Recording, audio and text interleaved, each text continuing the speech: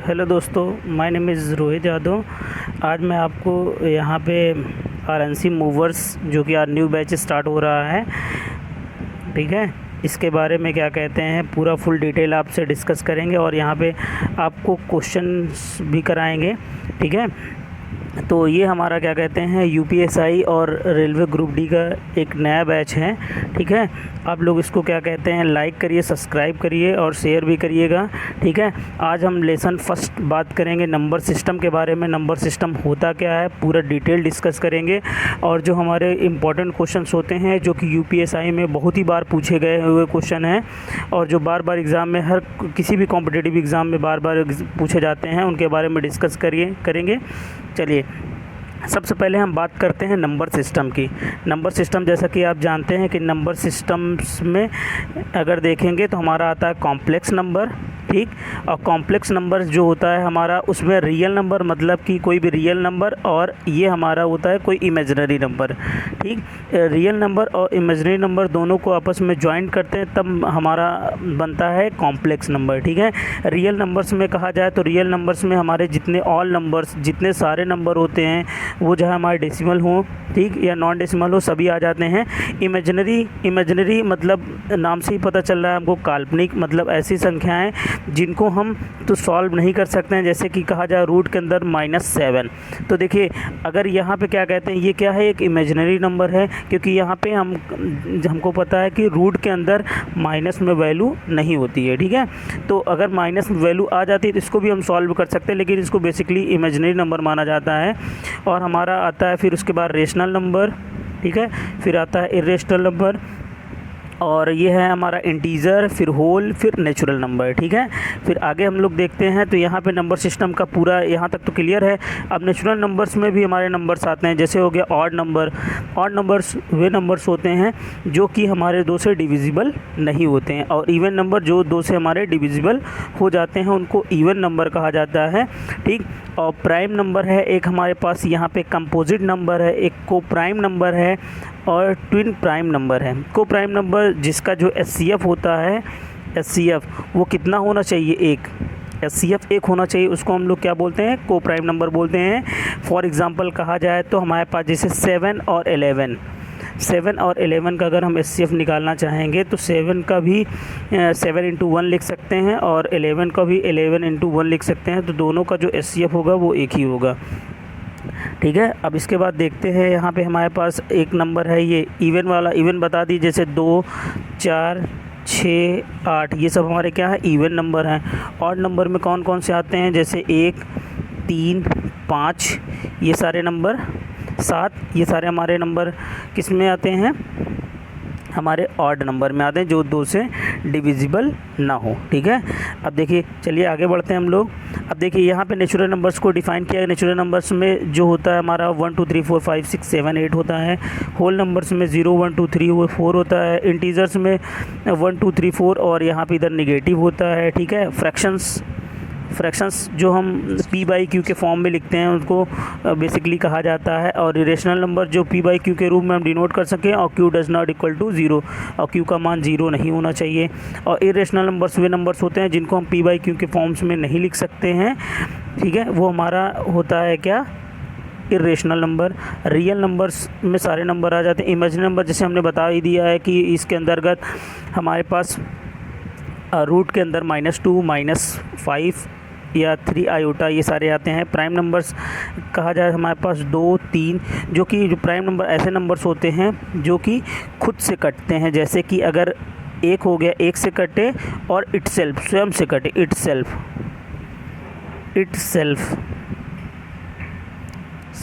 स्वयं से कटे, ठीक है, इटसेल्फ स्वयं से कटते हैं, उनको क्या कहा जाता है प्राइम नंबर्स कहा जाता है। कंपोजिट नंबर उसको कहा जाता है जिसमें देखा जाता है कि कंपोजिट नंबर जो होते हैं उसमें क्या कहते हैं एक से भी कटते हैं और स्वयं से भी कटते हैं और अन्य संख्याओं से भी वो क्या होते हैं कट जाते हैं, उनको कंपोजिट नंबर कहा जाता है, चलिए अब देखते हैं नंबर सिस्टम्स पूरा बेसिकली से नंबर सिस्टम होता क्या है, कैसे वर्क करता है, हर चीज़ें इसमें देखेंगे।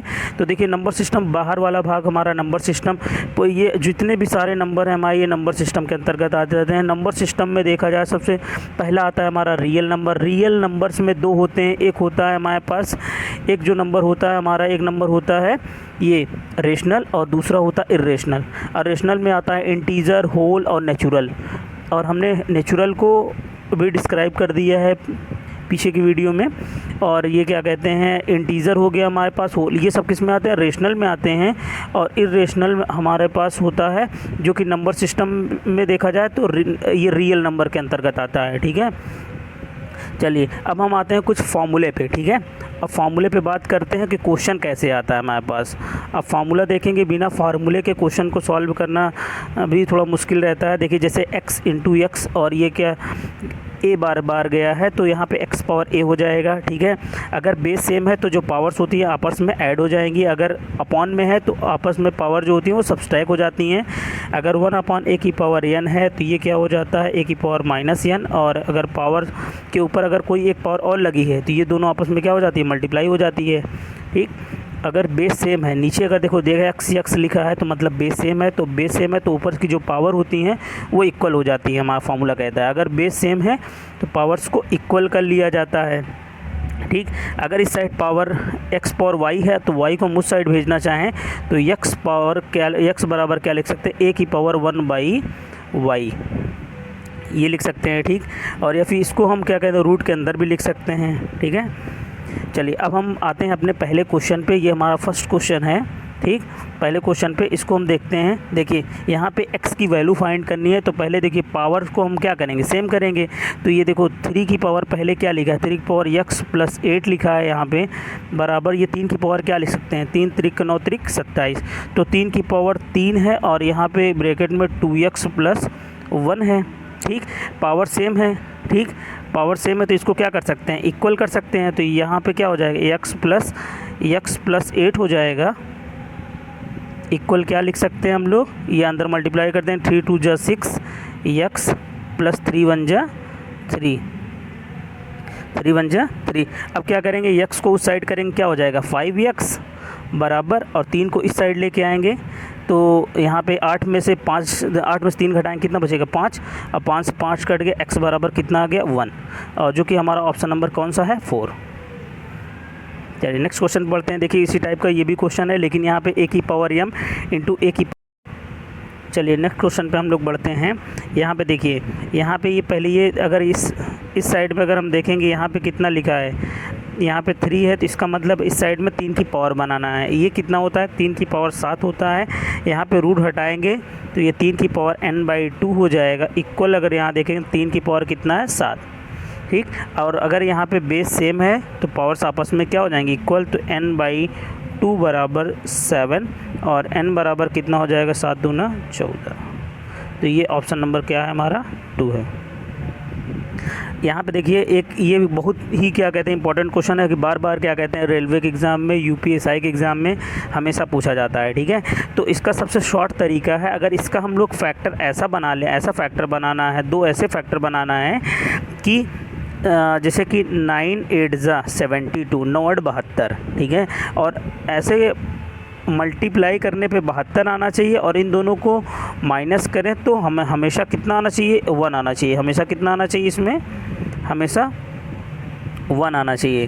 ठीक, अगर 1 आ रहा है तो इसका मतलब जब हमारे पास जो 72 था तो इसका मतलब है कि हमारे पास जो अगर बीच में प्लस लगा था तो इसका मतलब है बड़ी वाली संख्या हमारी आंसर होगी। ठीक है, तो 9 इसका हमारा आंसर हो जाएगा। अब देखिए यहाँ पे उसी टाइप का क्वेश्चन है लेकिन इसमें माइनस लगा, फिर हम लोग फैक्टर करेंगे वही 4 3 जा 12, 4 3 जा कितना हो गया 12 हो गया। इन दोनों का आपस में गैप कितने का, एक है, एक गैप रहना चाहिए। अगर माइनस रहेगा तो छोटी संख्या आंसर होगी, अगर प्लस रहेगा तो बड़ी वाली संख्या है। यहाँ पे माइनस है तो इसलिए छोटी वाली संख्या, मतलब option number D. Next question हम लोग बढ़ते हैं, उसी टाइप का है लेकिन यहाँ पे क्या कहते हैं कितनी बार लिखा है, 4 बार लिखा है। तो यहाँ पे फार्मूला एक लगेगा, फार्मूला आप लोग जान लीजिए।